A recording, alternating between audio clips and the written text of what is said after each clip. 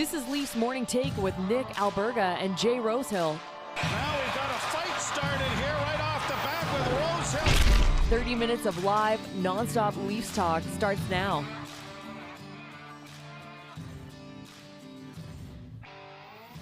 Hey, what's good? Happy Wednesday, presented by PointsBet Canada and Montana's. It's the Wednesday edition of Leafs Morning Take. Nick Alberga and Jay Rosehill back in the saddle. What's happening, Rosie? How are you, man? Ready for a big game tonight? Last one before the All-Star break. So, yeah, I'm doing good, man. Ready to go. Feeling good, feeling great. I don't know if you saw this at practice yesterday, but Mitch Marner was experimenting with new skates for All-Star Weekend. What's your letter grade on those? We're not allowed to use the words that I would describe those babies in, but that's Mitch Marner's style, I guess. And whatever. Good for the game, I guess. But, God, are they ugly. They're very flashy. I think we'll start to see this more and more at All-Star Weekend. Of course, we saw Austin Matthews with those beauty skates earlier this season, and I think we want more color and personality in the sport. I actually have no issue with it, and I think this is going to be a trend. I don't think it's just going to be Marner. I think we're going to see some different things, and if there's one polarizing thing about All-Star Weekend, I want it to become sort of like, what is this guy wearing? What is this guy wearing? What's this goalie have on his helmet? So I actually have no issue with it, believe it or not. I love the Miami Vice ode on the skates too. Cute. So cute. The white toe caps are what do it for me. They're over the top white toe caps. You almost never have seen that, and I think it's what makes them really pop. So if you're into that kind of thing, those babies are for you. I remember the Fedorov skates vividly from the 90s. Those Nike skates, they were tremendous. And I always tried to get a piece of those, and I couldn't find them anywhere. They're just so difficult. And I had a couple of buddies who wore them. They were like bricks, apparently. And Fedorov was still unbelievable at hockey with bricks for skates. But nonetheless, that's what the expectation is, to see Mitch Marner at All-Star Weekend wearing those skates. He was trying them out in practice yesterday. Everybody was following him around, including the media, as you see there from the tweet there from David Alter. Remember to subscribe, tap that like button, leave us a review wherever you're checking us out. Don't forget to visit theleafsnation.com for the very latest on all things Toronto Maple Leafs. Also, as you know, we're also in the process of migrating over to our very own YouTube page. Make sure to subscribe and like at the Leafs Nation 401 here on YouTube, at the Leafs Nation 401. Subscribe, like, got some great video content going up. We'll have our interview coming up as well. So there you see it on your screen, at the Leafs Nation 401. Thoughts, comments, questions, or concerns, drop us a line in the chat down below here on YouTube as the Leafs enter a 9-day break. A lots to get to here on the show, including Bryan Hayes. We tried to connect and link yesterday, didn't work. We've done some testing, so Bryan Hayes can confirm is coming up in about 8 minutes from now. But for now, let's get over the boards. Okay, Rosie, for the third time for this season, it's the Leafs and Bruins from Scotiabank Arena. Been a pretty tight, evenly matched season series. A 2-1 win for the Leafs back on November 5th, a 4-3 win for the Bees on January 14th. If you do recall that game 2 weeks ago, turnover heavy. Matt Grzelcyk scores with like 1:16 remaining, and Boston wins that game. But dare I say the Bees are slumping. They're winless in 3 for the first time this season, Rosie. Your thoughts? Yeah, for sure. It's rare to see them with that 3-game skid beside their column, but like you said, tight goal games. The last 2 times they saw each other, 1-goal games. One of them was overtime, and this is a big game, and it's a weird time to have it right before All-Star game. I mean, I remember these days. There's guys with trips to Bahamas planned, and they're figuring out flights and jets, and their women are involved, and where are we going? What do we do? And everyone's kind of buzzing about this break. You only get one all season long, and it's the All-Star break. So it's kind of a weird dynamic, because you've got a game to play, but you're still trying to make plans. You're kind of whispering about this and that, and the coach just keeps hammering on stay focused, stay focused, stay focused. And my thing right now is that those Bruins are going to have extra motivation to stay focused, because they're on this slide. They want to get out of it as fast as possible. They want to go into the break feeling good. Obviously, the Maple Leafs do too, but I think there's a little extra motivation for the Bees here to end their losing streak, and I just hope that the Leafs are prepared for it and are ready to have another good game, and love to see them take them down, obviously. Were you cool enough to go on any big trips with any of the boys on the team over your time, namely All-Star break? Most of the guys went to Nassau, Bahamas, most of the single guys, and they jump on a private jet, and I was doing other things. Had a Usually we'd go down to Florida or something like that, go check something out with the family and whatnot. But or else I'd stick around, or else if I wasn't on the All-Star break freeze list, you might go play some games with the Marlies. I can't remember Yeah. what happened, but no, I didn't do the big Showtime trips at the time. I was more focused on the hockey, Nicholas. That's hard to believe, but I'll take your word for it. Maybe you were tinfoiling your hands or something like that, getting prepped for the next scrap in the NHL. But yeah, 11 points separate the Leafs and Bruins. I think we both concur. There's probably no shot in hell the Leafs are winning this division, right? Boston just too far ahead right now. I don't know, man. If you look at this 4-point game right Really? now, if the Leafs take it, that Yeah. puts them at 7 points back with lots of hockey to play. And if the Bruins start to show that they're human and this ride that they're on, that's a historic ride, never seen before, a season like this. So, I mean, chances are it's going to be hard to keep that pace up. I mean, all of a sudden you could find yourself within 3 points. And is it easy to do? Is it plus money to bet on that? Probably not. But all of a sudden, you start looking at single digits, 4-point game. We get one tonight, and 7 points back. If they're skidding a little bit and finding some holes in their game, man, like anything can happen. I'm not saying it's off the table like it looked like it was a few weeks ago. Look, math was never my forte, but it's clearly not yours because if they win tonight, they're still 9 points back. There's no 4 points up for grabs tonight, sadly, Rosie. Well, what the hell? I just looked at TSN app. They got to update that shit. I thought they were going to be within 7 if they win today, but if they're No, 11, yeah, it's tough. But I'm not saying it can't be done. They it's just went on a 3-game slide.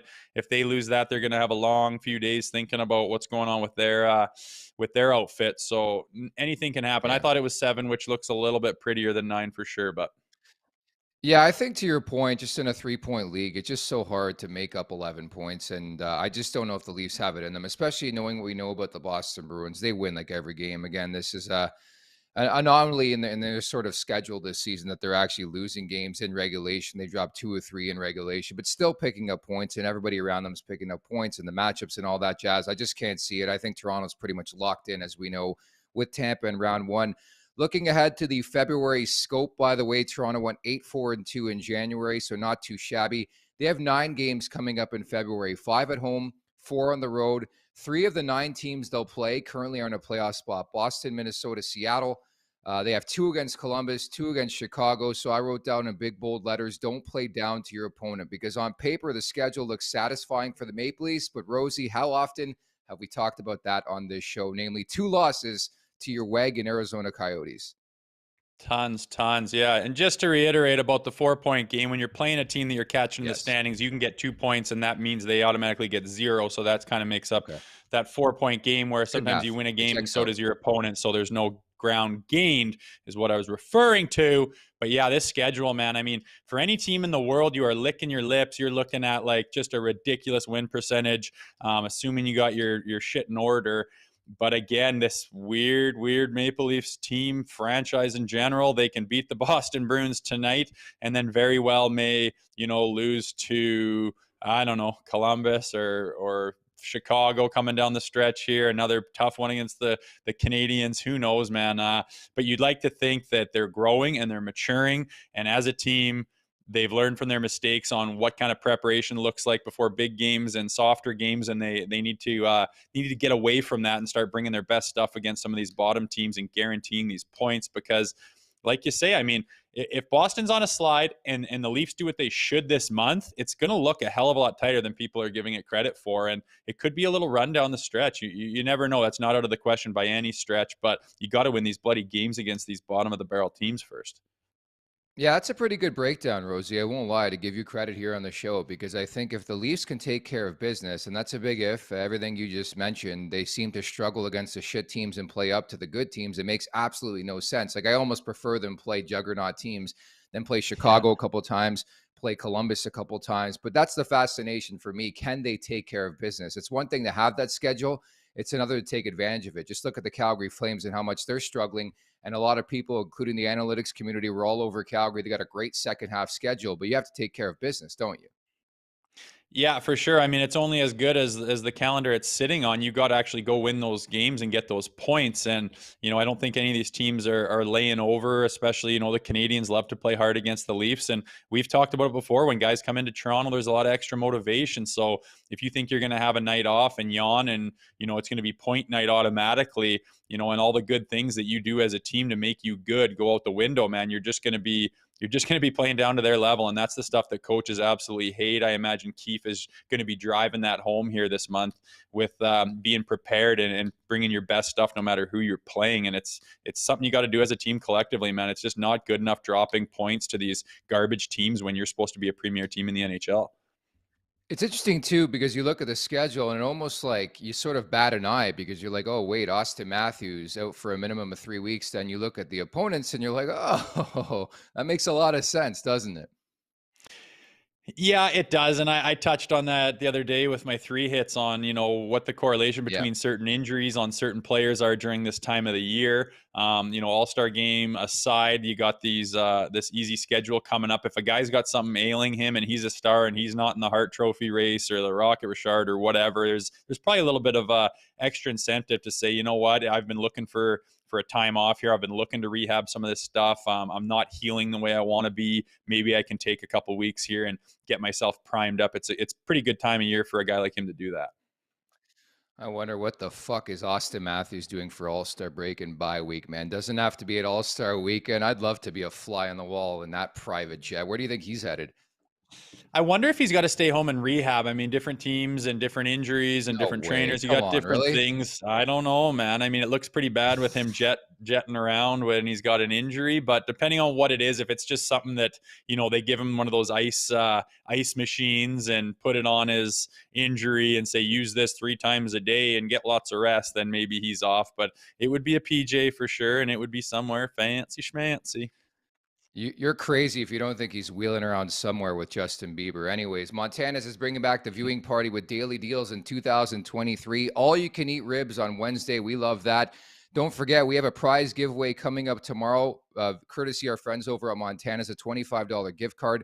All you have to do is like the post via Montana's, tag your friends in the comments, follow the show and Montana's socials again for your chance to win $25 tomorrow. The draw is coming, so keep it locked and make sure to subscribe everywhere, including the Leafs Nation 401.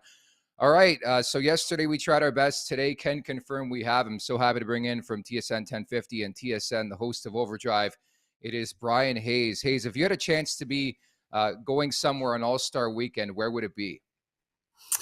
Not the game, for sure. I mean, I would have no interest in actually going to the game. If I was like a seasoned vet like Matthews, I heard you guys talking about Austin, and I think Jay might be onto something. I mean, if you're out for a minimum 3 weeks, I think you have to be rehabbing. The Leafs are so conscious of that. I think Matthews is so conscious of like his reputation, about how focused they are on the playoffs.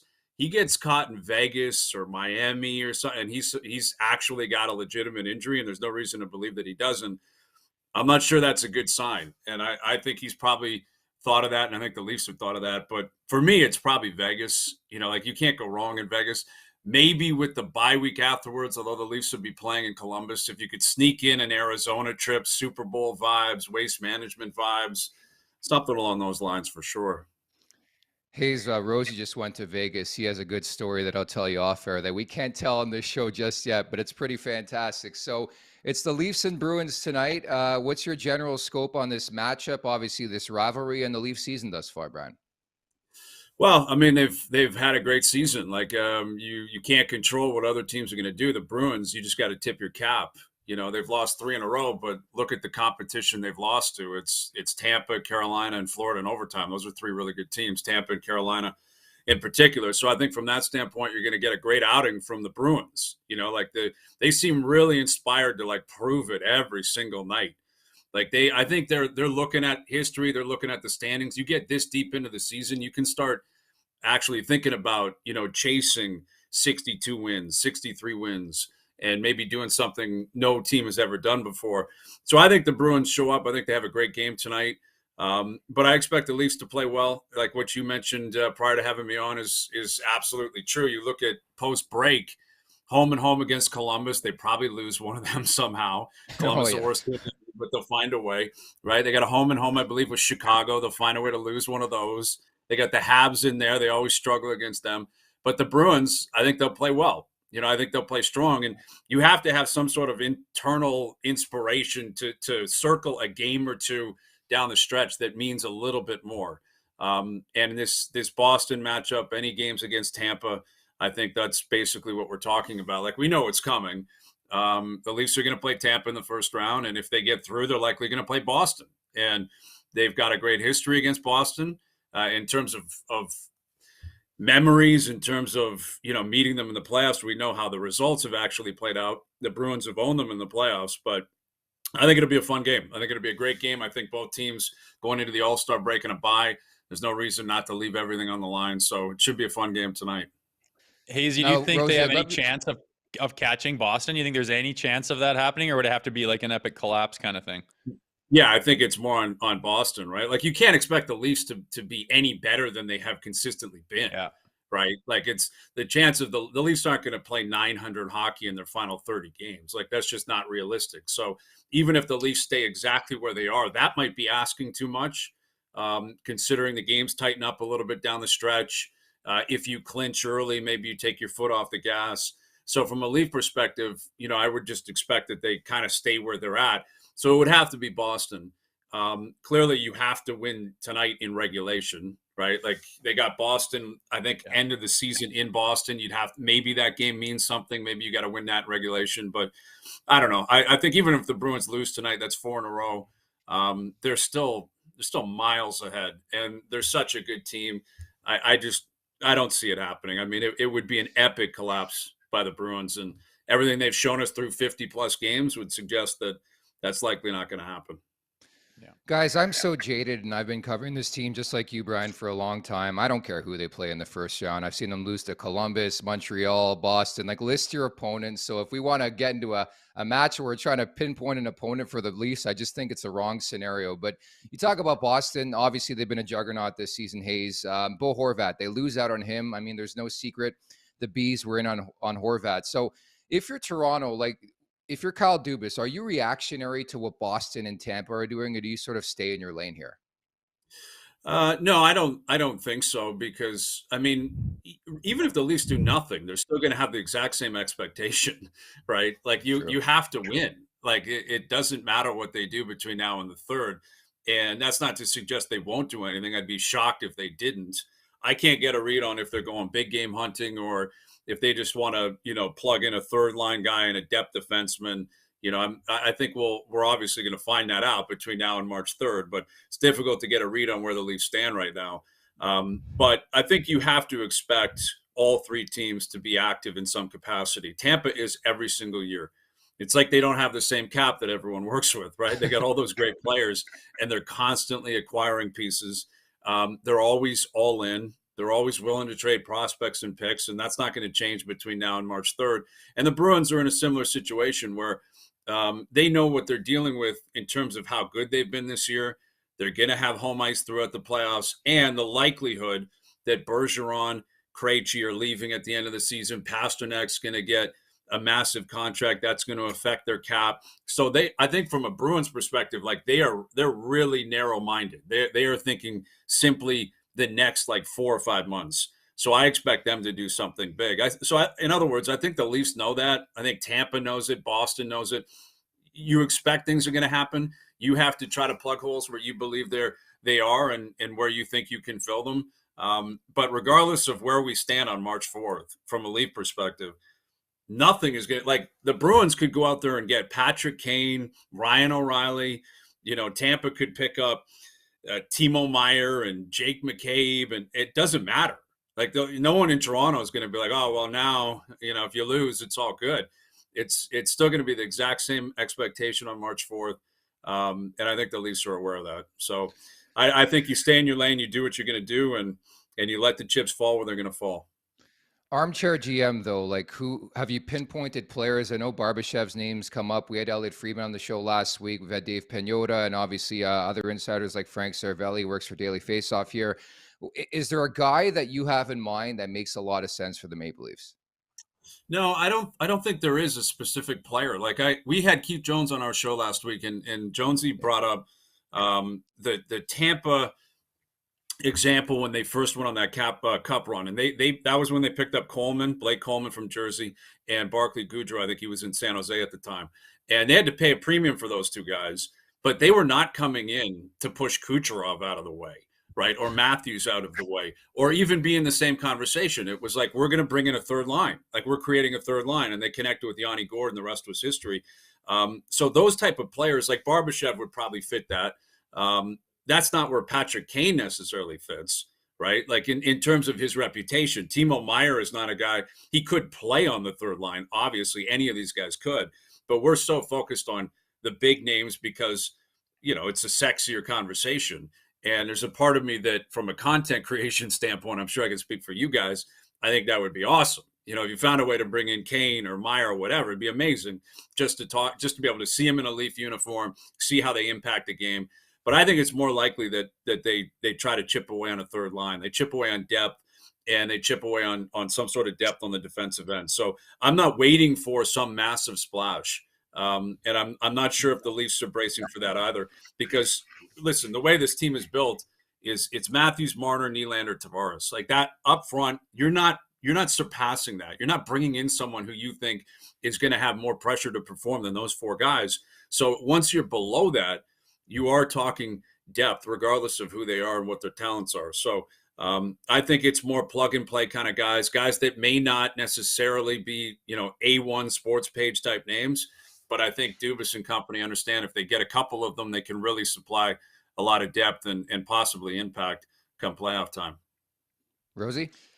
Yeah, I think people get too hung up on like making the big splash, and they don't realize how hard it is to do that. I mean, you're up against cap, you got contract issues, there's so many moving parts. You could desperately want to add this piece, and it's just not going to happen. And people are just like, well, should they do this or should they do that? It's like, it's not that easy, and people lose sight of that, especially during trade deadline. I've noticed. I just can't imagine how hard it is to put in a deal and how many moving parts there are. But speaking of trade deadline, I was curious. I think you guys do such a wicked job on Overdrive, and being new to the media, we follow one team, and I kind of scramble to sometimes stay up to date on it. I was curious. Obviously, TSN app and all that's got great information, but what do you guys use to stay up to date with all these things? What's your strategy to stay on the inside and be on top of things the way you guys are?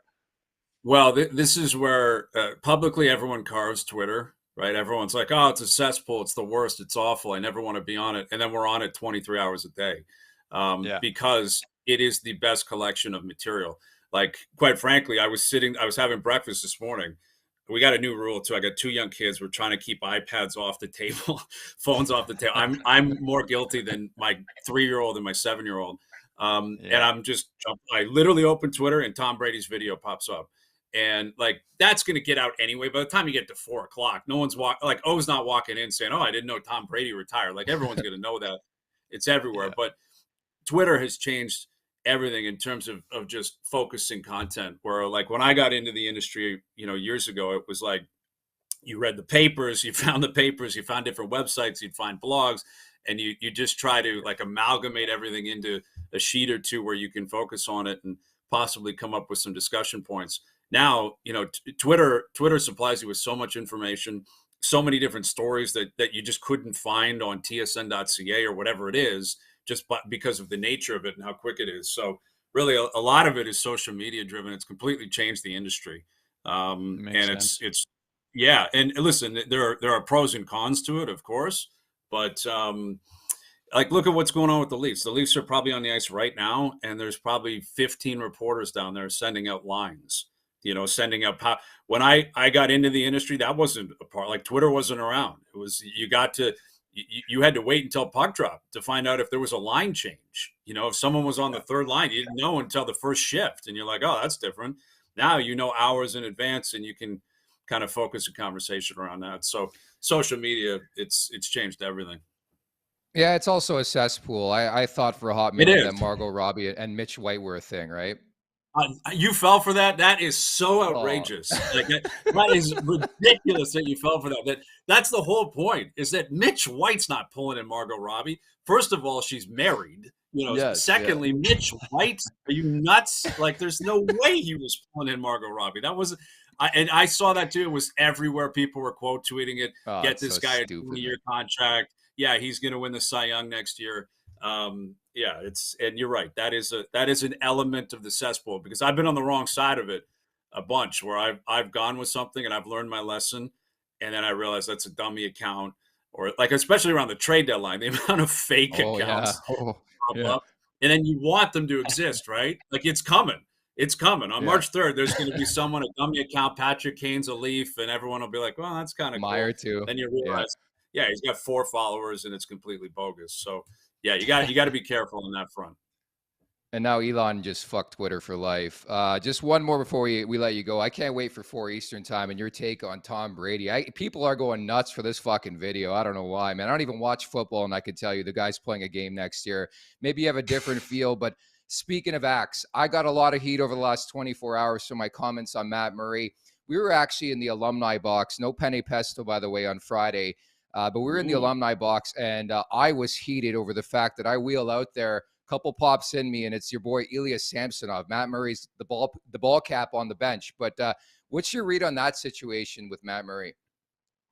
Well, I think it's consistent with what has been, his situation for 3 years now. In Ottawa, they had to move on. They had enough. They couldn't trust that he would play. There were a lot of reports coming out of Ottawa, about his health, about his ability to just stay in the net. And that's a part of being a pro athlete. It's I think maybe the most difficult part of it. Rosie, you can speak to it better than Nick and I can. But the expectation that you got to battle through injuries. You got the best ability is availability. And the truth is with Matt Murray is that it's very unpredictable. I don't believe it's a coincidence that both times this has happened, it's been against his former team, right? Like, it was the 3rd game of the season, I think it was. That's the game. He was playing Ottawa. He was going in there, and that was a game day like skate. This was in the warm up, but it jams up Samsonov for sure. You could tell Keefe wasn't ecstatic about it afterwards. Keefe and the Leafs, you have to cover for the guy. They should cover for him. Like, of course, they're not going to show their hand, but it does feel similar to what the Leafs went through with Freddie Anderson a few years ago, where it was it from that standpoint, like, the Leafs were almost as blunt as they could get publicly, or as they're willing to get, when they were basically saying, we don't know. The guy's been cleared. We figured he'd be playing, but he's not playing. And I don't know if that's going to be the case down the stretch with Murray. But what softens it is that Samsonov's been so good. He's been so good. Yeah. He's been healthy outside of early in the season when he was banged up, and he's rolling. And we're deep enough into the season where I think you should have belief, and I have belief it will likely continue. So the Murray story it's predictable. He's injuries. He's got injuries. He doesn't really play through injuries. And I'm not sure how available he will be down the stretch. We'll find out on February 10th after this break. But I don't think it matters as much, because Samsonov's available and he's healthy and he's young and he's playing so well. So I think from a Leaf perspective, Samsonov's going to be the guy. Yeah, don't forget, he's a Sioux Greyhound. They want him in there for game 1 of the Stanley Cup play. And we joked about this last week. Maybe you have some splits where you start Murray on the road and Samsonov on home ice. I heard you talking about that yesterday, but we'll leave it at that. Hayes, it's been a blast. Keep entertaining the masses, man. I told you off air, your show is phenomenal, and keep addressing that nation, okay? Yes, I will continue to address the nation. Oh, that's usually O's role, but I'll find a role in that in some capacity. And I appreciate you guys having me on. It's been a blast, and anytime for you guys. Thank you for doing this. Thanks. Thanks Take for care. your time, Hazy. See you, boys. There you have it, Bryan Hayes. For those of you new to the show, I'm like the biggest fan of Overdrive. Even as a media member, you could admit, and that's a thing. I think there's a lot of people able to play in the sand, not just us, right? There's a lot of availability. People want different content, and the guys in Overdrive, man, whoever it is, Frankie Corrado, who I had on earlier on, Noodles is great. Modog's obviously fantastic. Hayes is a phenomenal host. Not to give them too much love, man, but I really, really like that show. Yeah, it's good. It's a good show. It's like they drop their network personas kind of, and it's just three dudes talking about hockey, which is refreshing. And honestly, at the end of the day, that's what people want. And I realize you're kind of hamstrung with advertisers and money, and you got to Yeah. play a certain role when you're on network TV. And they're able to jump into that role really well, where you can kind of just be yourselves and just shoot the shit about hockey, and they do a really good job at it. It's one of my favorite shows too, to catch up on stuff. All right. The wrap up is brought to you by our friends at PointsBet Canada.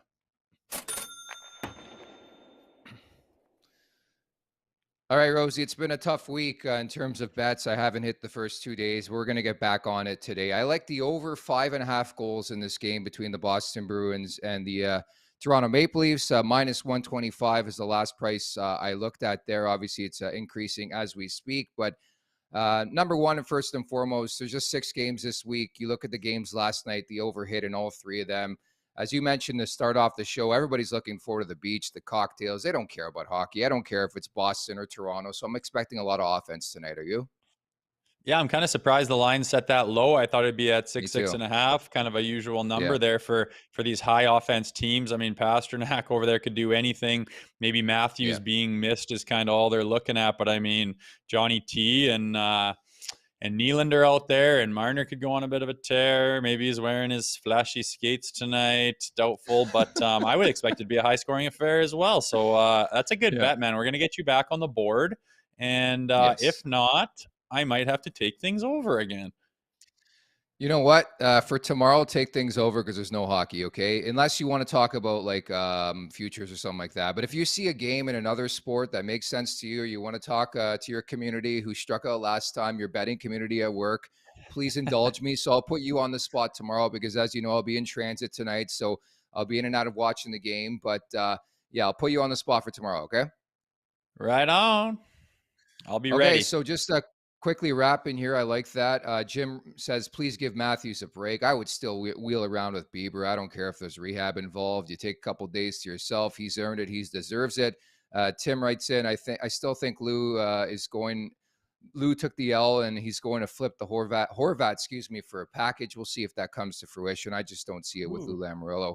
And Tim is forecasting a 4-2 Toronto victory, looking for Willie to score and for JT to pick up an assist. So Tim, once again, all over the props as we wrap this show. And again, tomorrow, I believe I'll be doing the show from Fanfare, which is on the beach. I don't know what the fuck that setup's going to look like, but I've been texting my producer off the hook to ask if AC is going to be involved. I don't know how to pack for 28-degree weather when it's February and you're doing stuff all day. Like, I'm not going to sit on the beach. I'm going for work in the NHL, but they better have AC because from what I know, this Fanfare Expo is set up on the beach, but I hope it's like a tent and a ventilated tent at that, or I'm in trouble. I'll be leaking. I'm looking forward to it, man. I don't know what the noises are going to be behind you, and if you're as distracted as you were in the alumni box, you're going to be having trouble. I might have to host this one. Bouncing around, buddy. Bouncing around. You know me, just always working 9 to 5, my dude. Anyways, great stuff. Again, don't forget Montana's. We're giving away $25 gift card tomorrow. So if there's one show to listen to and watch, it's probably tomorrow's. But don't forget to subscribe and like the Leafs Nation 401, the Leafs Nation 401 on YouTube. Rosie, excellent stuff you see on your screen. I know you're already subscribed right there. So appreciate it today. Great job. And many thanks to Bryan Hayes. Brought the heat for Jay Rosehill. I'm Nick Alberga. Take care.